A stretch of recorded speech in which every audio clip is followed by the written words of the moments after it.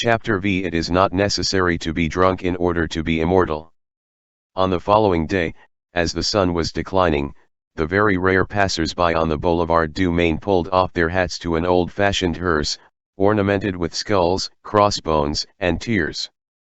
This hearse contained a coffin covered with a white cloth over which spread a large black cross, like a huge corpse with drooping arms.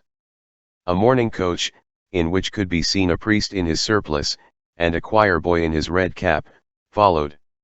Two undertakers, men in grey uniforms trimmed with black, walked on the right and the left of the hearse. Behind it came an old man in the garments of a labourer, who limped along. The procession was going in the direction of the Vaugirard cemetery. The handle of a hammer, the blade of a cold chisel, and the antennæ of a pair of pincers were visible, protruding from the man's pocket. The Vaugirard cemetery formed an exception among the cemeteries of Paris. It had its peculiar usages, just as it had its carriage entrance and its house door, which old people in the quarter, who clung tenaciously to ancient words, still called the Porte Cavalier and the Porte Piéton. 16 The Bernardines Benedictines of the Rue Petit Picpus had obtained permission, as we have already stated, to be buried there in a corner apart, and at night, the plot of land having formerly belonged to their community. The gravediggers being thus bound to service in the evening in summer and at night in winter, in this cemetery, they were subjected to a special discipline. The gates of the Paris cemeteries closed, at that epoch, at sundown, and this being a municipal regulation, the Vaugirard cemetery was bound by it like the rest. The carriage gate and the house door were two contiguous grated gates, adjoining a pavilion built by the architect Perronnet, and inhabited by the doorkeeper of the cemetery. These gates, therefore, swung inexorably on their hinges at the instant when the sun disappeared behind the dome of the Invalides. If any gravedigger were delayed after that moment in the cemetery, there was but one way for him to get out his gravediggers card furnished by the Department of Public Funerals. A sort of letterbox was constructed in the porter's window. The gravedigger dropped his card into this box, the porter heard it fall, pulled the rope, and the small door opened. If the man had not his card, he mentioned his name, the porter, who was sometimes in bed and asleep, rose, came out and identified the man, and opened the gate with his key. The gravedigger stepped out, but had to pay a fine of 15 francs. This cemetery, with its peculiarities outside the regulations, embarrassed the symmetry of the administration. It was suppressed a little later than 1830. The cemetery of Montparnasse, called the Eastern Cemetery, succeeded to it, and inherited that famous dram shop next to the Vaugirard cemetery, which was surmounted by a quince painted on a board, and which formed an angle, one side on the drinkers' tables, and the other on the tombs, with this sign, Au bon caing. The Vaugirard cemetery was what may be called a faded cemetery. It was falling into disuse. Dampness was invading it, the flowers were deserting it. The bourgeois did not care much about being buried in the Vaugirard, it hinted at poverty. Père Lachaise, if you please.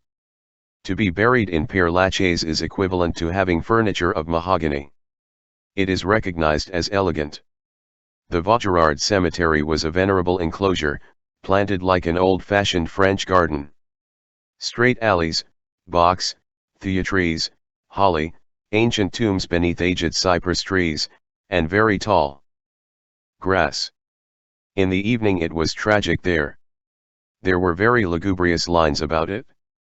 The sun had not yet set when the hearse with the white pall and the black cross entered the avenue of the Vaugirard cemetery. The lame man who followed it was no other than Fauchelevent. The interment of Mother Crucifixion in the vault under the altar, the exit of Cassette, the introduction of Jean Valjean to the dead room, all had been executed without difficulty, and there had been no hitch. Let us remark in passing, that the burial of Mother Crucifixion under the altar of the convent is a perfectly venial offense in our sight. It is one of the faults which resemble a duty. The nuns had committed it, not only without difficulty, but even with the applause of their own consciences. In the cloister, What is called the government is only an intermeddling with authority, an interference which is always questionable. In the first place, the rule, as for the code, we shall see. Make as many laws as you please, men, but keep them for yourselves. The tribute to Caesar is never anything but the remnants of the tribute to God.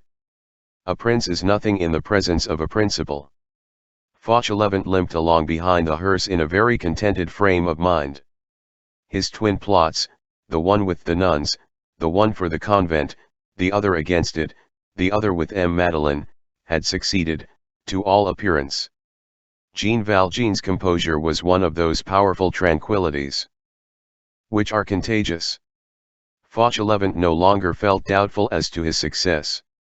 What remained to be done was a mere nothing. Within the last 2 years, he had made good Father Messiaen, a chubby-cheeked person, drunk at least 10 times. He played with Father Messiaen. He did what he liked with him. He made him dance according to his whim. Messiaen's head adjusted itself to the cap of Fauchelevent's wool. Fauchelevent's confidence was perfect. At the moment when the convoy entered the avenue leading to the cemetery, Fauchelevent glanced cheerfully at the hearse, and said half aloud, as he rubbed his big hands, "Here's a fine farce." All at once the hearse halted.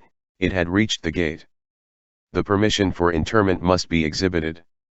The undertaker's man addressed himself to the porter of the cemetery. During this colloquy, which always is productive of a delay of from 1 to 2 minutes, someone, a stranger, came and placed himself behind the hearse, beside Fauchelevent. He was a sort of laboring man, who wore a waistcoat with large pockets and carried a mattock under his arm. Fauchelevent surveyed the stranger. "Who are you?" he demanded. The man replied, "The grave digger." If a man could survive the blow of a cannonball full in the breast, he would make the same face that Fauchelevent made. "The grave digger?" "Yes." "You?" "I." "Father Messiaen is the grave digger." "He was." "What?" "He was." "He is dead." Fauchelevent had expected anything but this, that a grave digger could die. It is true, nevertheless, that grave diggers do die themselves. By dint of excavating graves for other people, one hollows out one's own. Fauchelevent stood there with his mouth wide open. He had hardly the strength to stammer. "But it is not possible." "It is so." "But," he persisted feebly, "Father Messiaen is the grave digger. After Napoleon, Louis XVIII. After Messiaen, Gribier." "Peasant, my name is Gribier." Fauchelevent, who was deadly pale, stared at this Gribier. He was a tall, thin, livid, utterly funereal man. He had the air of an unsuccessful doctor who had turned grave digger. Fauchelevent burst out laughing. "Ah," said he, "what queer things do happen. Father Messiaen is dead, but long live little Father Lenoir. Do you know who little Father Lenoir is? He is a jug of red wine. It is a jug of Chourine, Morbigoux. Of real Paris Chourine? Ah! So old Messiaen is dead. I am sorry for it, he was a jolly fellow. But you are a jolly fellow, too. Are you not, comrade? We'll go and have a drink together." "Presently." The man replied. "I have been a student. I passed my 4th examination. I never drank." The hearse had set out again, and was rolling up the grand alley of the cemetery. Fauchelevent had slackened his pace. He limped more out of anxiety than from infirmity. The gravedigger walked on in front of him. Fauchelevent passed the unexpected Gribier once more in review. He was one of those men who, though very young, have the air of age, and who, though slender, are extremely strong. "Comrade," cried Fauchelevent. The man turned round. "I am the convent grave digger." "My colleague," said the man. Fauchelevent, who was illiterate but very sharp, understood that he had to deal with a Formidable species of man, with a fine talker. He muttered. So Father Messiaen is dead? The man replied.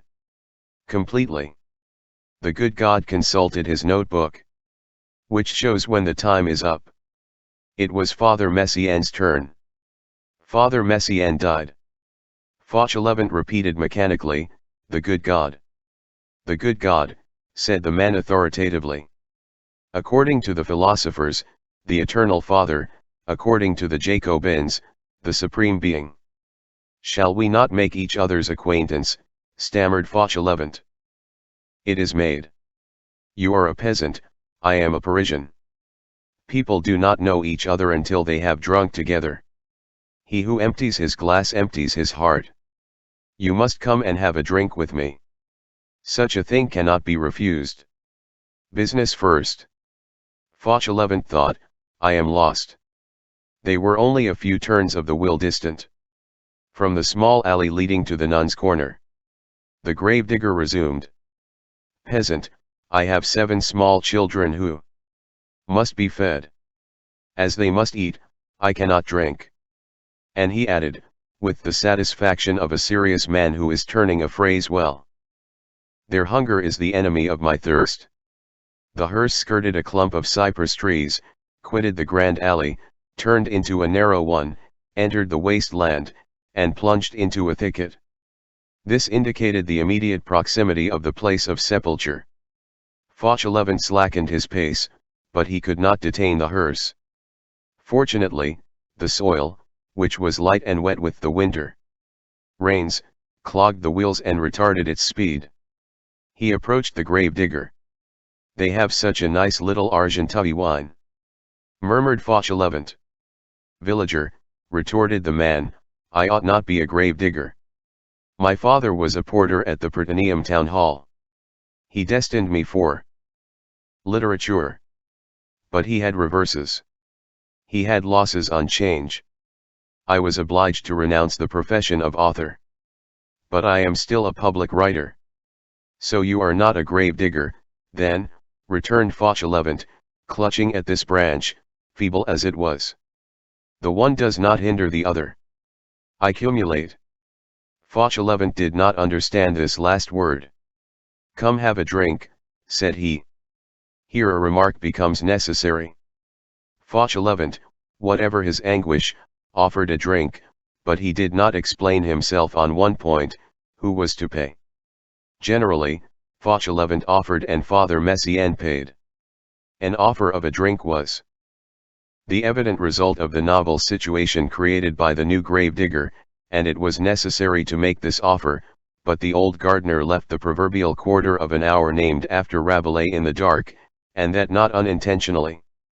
As for himself, Fauchelevent did not wish to pay, troubled as he was. The gravedigger went on with a superior smile. One must eat. I have accepted Father Messiaen's reversion. One gets to be a philosopher when one has nearly completed his classes. To the labor of the hand I join the labor of the arm. I have my scrivener's stall in the market of the Rue de Sèvres. You know? The umbrella market. All the cooks of the Red Cross apply to me. I scribble their declarations of love to the raw soldiers. In the morning I write love letters, in the evening I dig graves. Such is life, rustic. The hearse was still advancing. Fauchelevent, uneasy to the last degree, was gazing about him on all sides. Great drops of perspiration trickled down from his brow. But, continued the gravedigger, a man cannot serve 2 mistresses. I must choose between the pen and the mattock. The mattock is ruining my hand. The hearse halted. The choir boy alighted from the mourning coach, then the priest. One of the small front wheels of the hearse had run up a little on a pile of earth, beyond which an open grave was visible. What a farce this is, repeated Fauchelevent in consternation. Chapter 6 Between 4 planks. Who was in